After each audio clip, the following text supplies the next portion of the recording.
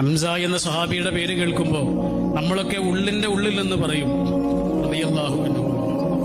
അത്രയേറെ ഇസ്ലാമിക ചരിത്രത്തിലുണ്ട് ഹംസ. റസൂലിന് അത്ര പ്രിയപ്പെട്ടവനായിരുന്നേ. റസൂലിന്റെ വലങ്കയ്യായിരുന്നു. റസൂൽ അദ്ദേഹത്തെ വിളിച്ചതുപോലും ഹംസത്തുൽ ഖറാർ എന്നാണ്.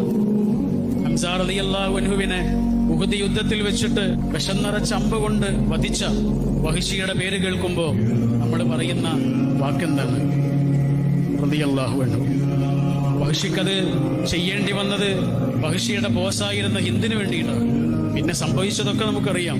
ഹിന്ദെങ്ങനെയാണ് ആ പ്രതികാരം തീർത്തത് എന്ന്. എത്രമേൽ വലിയ പകയുടെ മിനാരമായിരുന്നു ഹിന്ദ് എന്ന് നമുക്കറിയാം. ഹിന്ദ് ഇസ്ലാം സ്വീകരിക്കാൻ വേണ്ടിയിട്ട് റസൂലുള്ളാഹിയുടെ മുന്നിലേക്ക് വരുന്നൊരു വരവുണ്ട്.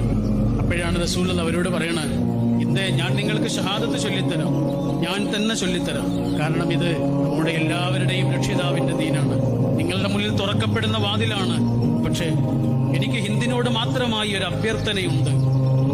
എന്റെ മുന്നിലേക്ക് വരുമ്പോൾ മുഖം മറച്ചിട്ട് വരണം. അത്രയേ ഉള്ളൂ.